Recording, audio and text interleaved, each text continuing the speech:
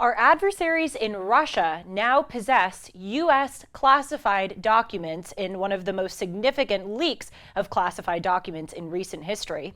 The left baselessly attacks Justice Clarence Thomas, and swimmer Riley Gaines is assaulted at a TPUSA conference at San Francisco State University. This is the noteworthy news that you need to know for Monday, April 10th, 2023. But before we get to that, you know the drill. Please subscribe to this channel. Also take the survey that is in the description down below. I have the link there. And please, I'm trying to follow with the S alliteration. So follow me at Julie R. Hartman. Just trying to make it easy. The 3 S's: subscribe, survey, and so follow me. Yes, this is why I have a career in broadcasting and not in comedy. But my producer Sean is clapping. Thanks for the support, bud. All right, on to the first news story of the day. This is what the Wall Street Journal has called, quote, one of the most significant leaks of classified U.S. documents in recent history. Oh, great.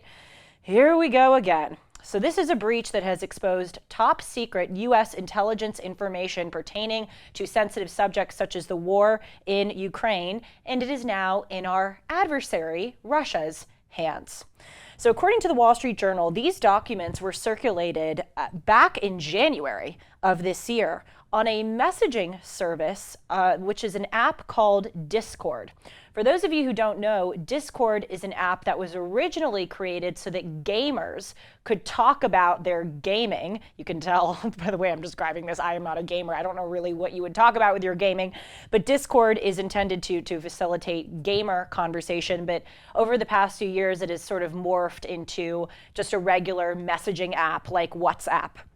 So these documents, these classified documents, were circulated on a messaging group of about 12 mostly United States-based individuals on Discord. They were talking about gaming and then they leaked classified documents. It's just a really bizarre story. Again, this is back in January when an anonymous member of this messaging group began to post pictures of dozens of files with top secret and classified markings on them. I'm going to give you 3 examples of what some of these documents were about, but there are many other examples of some of this classified material. But the 3 main ones.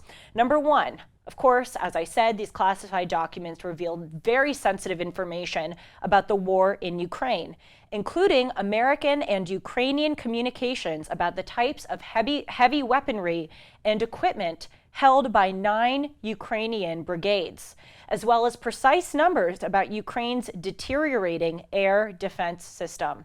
So now that Russia has this, it's obviously of immense strategic importance to them. They have access to hard numbers and data about the person or the group that they are fighting against. I mean, it's just unbelievable what this has given to Russia. Number 2, these classified documents have included U.S. communications with our allies, namely South Korea and Israel.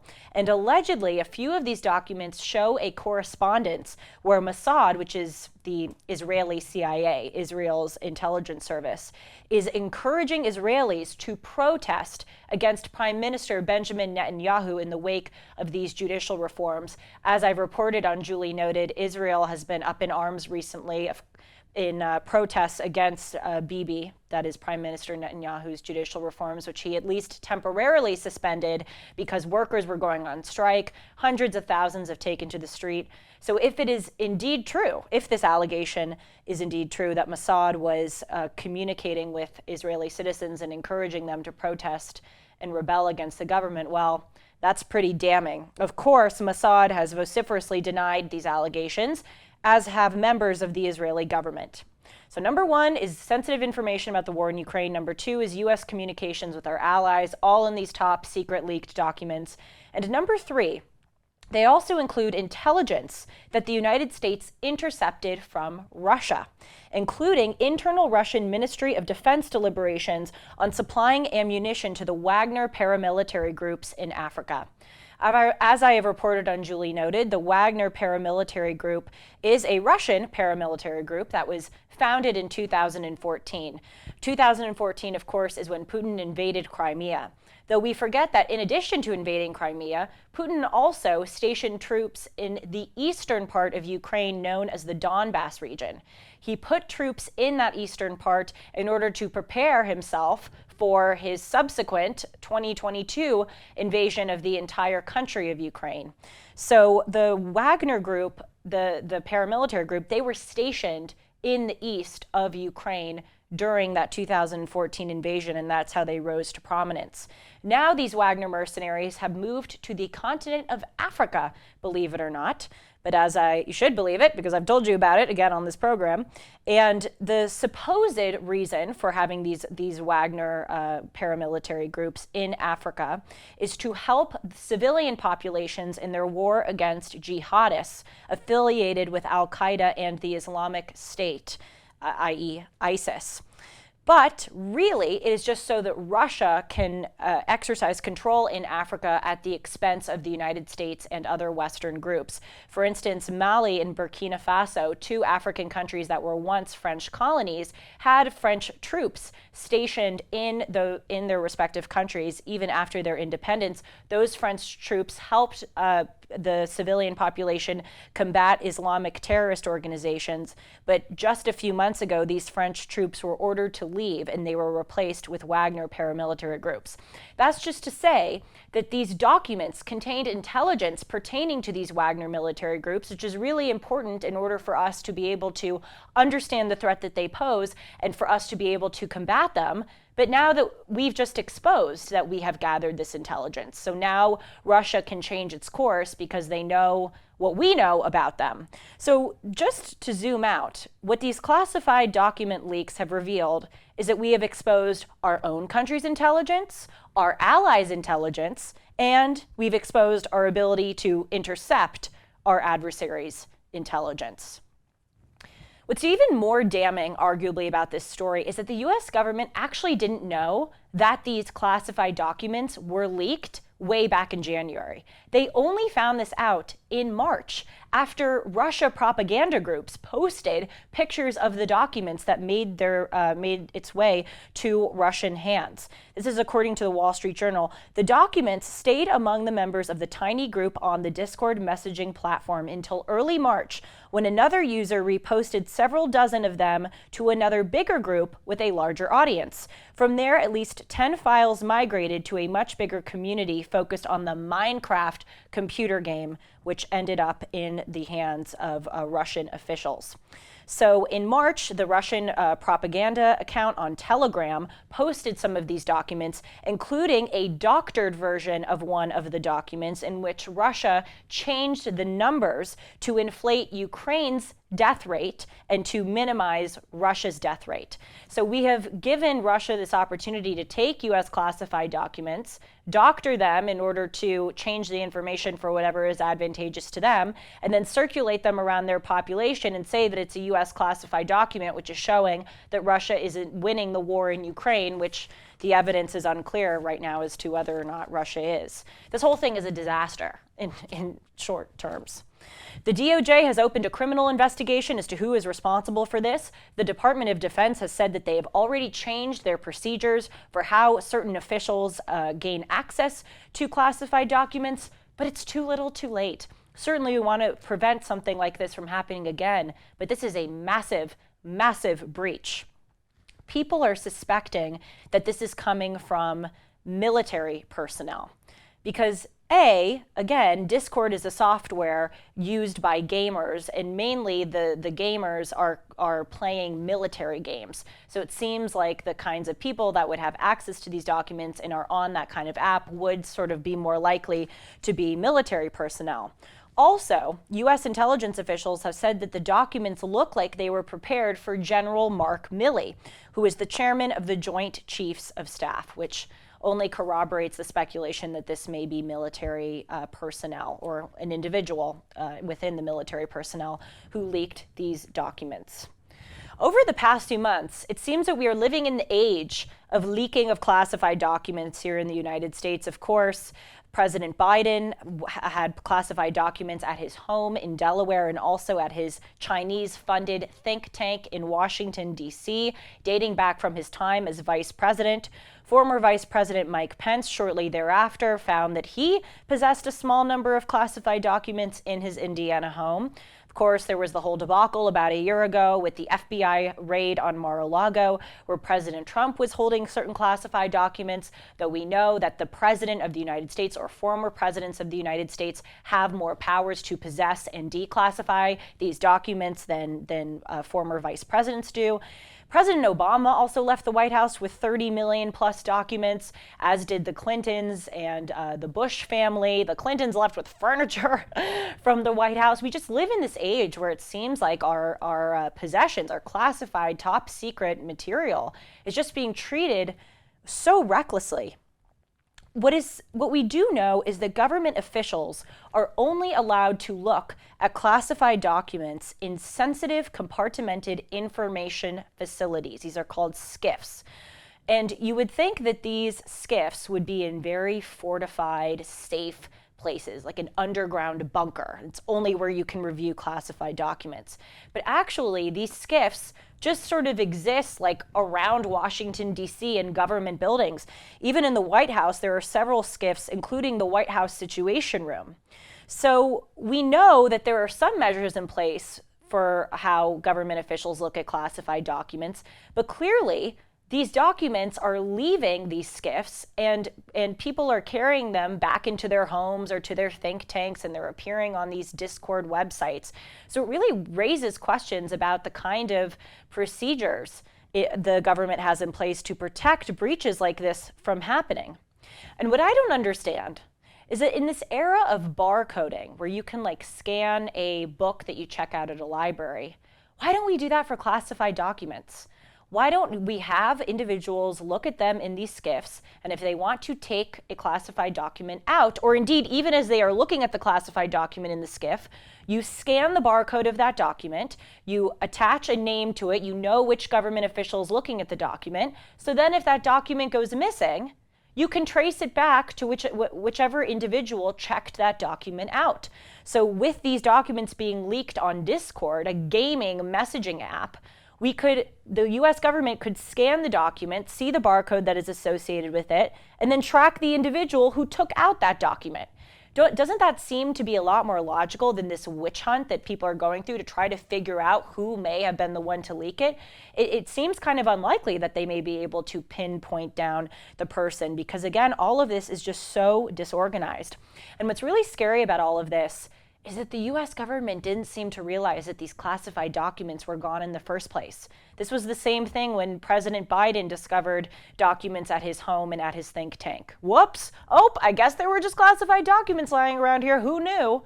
Same thing with Mike Pence. He actually initiated a search of his Indiana home after these documents were found at President Biden's home. He just said, maybe I should see if I just have classified documents lying around. And then lo and behold, they were found. With this Discord scandal here, the US government didn't know that these classified documents were being leaked until March when Russia alerted us to it. And they were leaked back in January. Why is there sensitive information, sensitive documents just going around willy-nilly? And when they are leaked, the US government seems to be shocked to have known that they were gone. Just a sign of our times and the level of incompetence. But this is just, this is really serious. This is our national security. So they have got to figure out how to reorganize the system in a way that is effective and safe. Moving on to other news, the left has launched a baseless and truly disgusting attack on Justice Clarence Thomas, the longest serving justice right now on the Supreme Court. ProPublica is a left-wing website that last Thursday issued a report alleging that Justice Thomas had violated ethics rules as a Supreme Court justice. And this has this report on this, again, sort of obscure left-wing website, I had never heard of it, has made certain members of Congress, and I'm going to list these members of Congress and read their statements to you, has made them call for Justice Thomas's resignation and impeachment. So what is the big scandal here? Well, Justice Thomas has a rich friend. That's really what it is. He has a friend named Harlan Crow, who is a billionaire real estate developer, and he has hosted the justice and his wife on his yacht, private plane, and at his vacation resort. And so the left is up in arms about it and saying that because Mr. Crow is a right-winger, that he is buying off the justice, that he is encouraging or somehow bribing the justice to pursue an originalist interpretation of the law, that this guy is whispering in the justice's ear and telling him how to rule on certain cases. The whole thing is just ridiculous. Although the U.S. Judicial Conference did recently change its rules to require Supreme Court justices to include more disclosure pertaining to their personal dealings, at the time that all of this occurred, at the time that Justice Thomas went on this man's yacht, on his plane, and at his vacation resort, the rules at the court were that they did not require justices to disclose gifts of personal hospitality. The only way that the justices would have been obliged to disclose such gifts is if they posed a conflict of interest involving cases that were about to come before the court. And that makes sense. But there is no evidence that Mr. Crow has any relations to previous, current, or future Supreme Court cases. So there is not a conflict of interest. In fact, Justice Thomas has said in a statement that he actually sought guidance from colleagues and superiors at the judiciary who said that Justice Thomas was not required to report this kind of hospitality. Justice Thomas acknowledged that very recently the U.S. Judicial Conference made their rules more stringent, and Justice Thomas has said, quote, "It is of course my intent to follow this guidance in the future." So what is the problem here? Well, the problem here is that the left doesn't like that there is a conservative majority on the court. Plain and simple. And they want to find anything. They want to grasp at straws, really just use anything, no matter how baseless it is, to try to change that. And it's just disgusting. It is political manipulation, and it is gross. ProPublica said in its article, again, exposing this supposed violation of ethics rules, they said that this man, Mr. Crow, with whom Justice Thomas has been associating with, has, quote, deep connections in conservative politics. And the article also cites the fact that Thomas and Crow are friends with Leonard Leo, who is the head of the Federalist Society. And this article says that Mr. Leo, quote, is an architect of the Supreme Court's recent turn to the right. It's really astounding that the left cannot process that a president, under his presidential powers, appointed certain conservative justices. The American people elected that president to do that.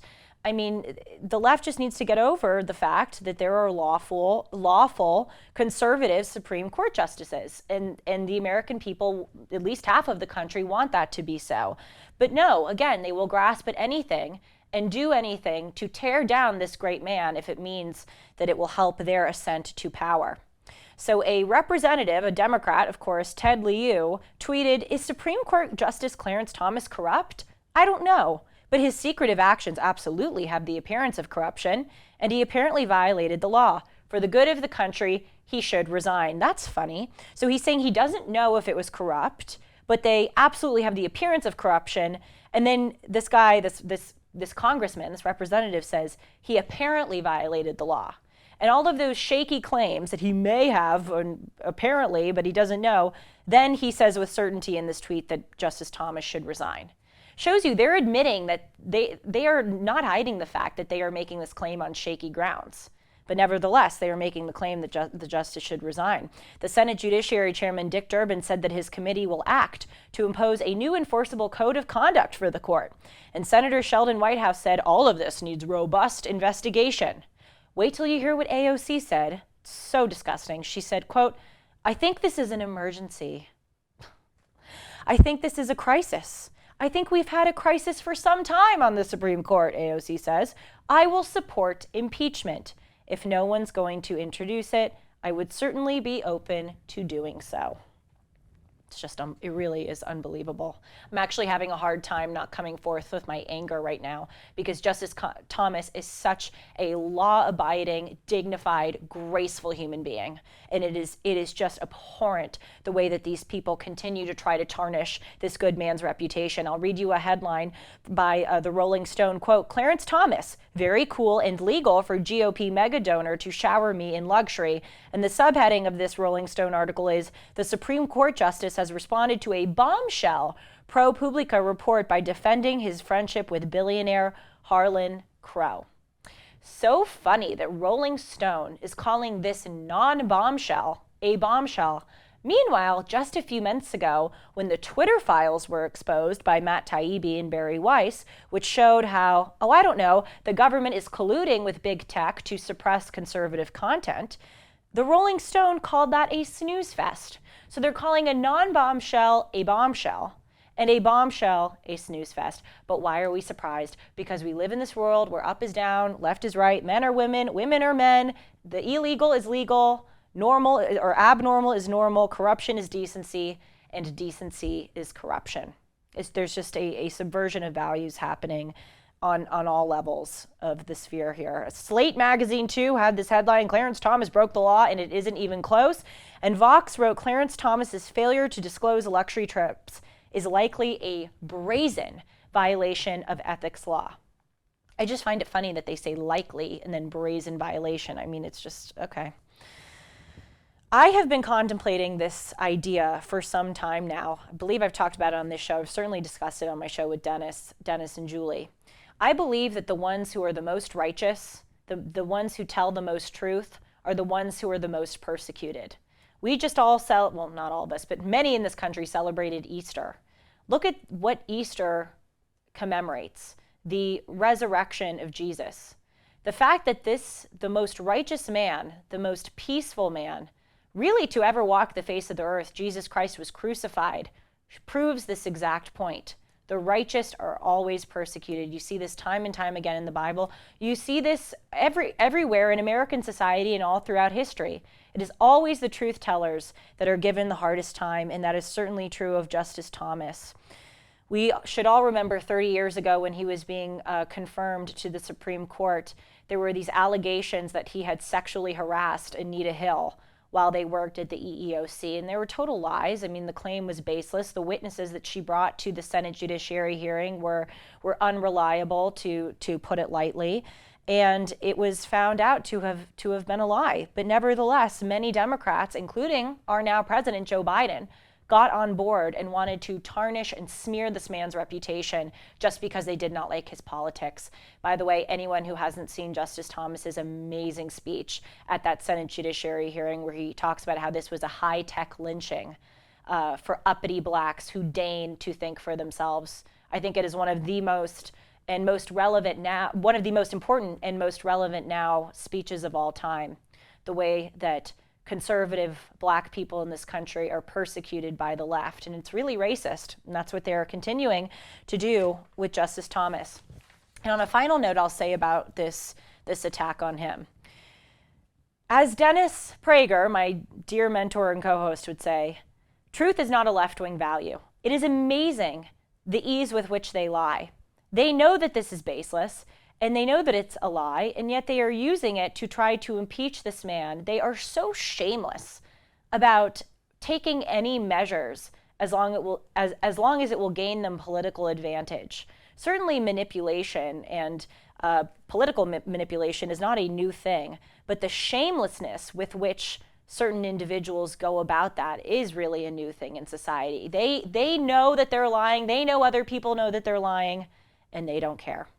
So, on to the final news story of today. Riley Gaines, an NCAA swimmer from the University of Kentucky and a 12-time All-American champ who competed against the transgender UPenn swimmer Leah Thomas, was speaking at a Save Women's Sports event for the Turning Point USA chapter at San Francisco State University last week when she was assaulted by trans activists, including one man wearing a dress, because she dared to say that only women should compete in women's sports.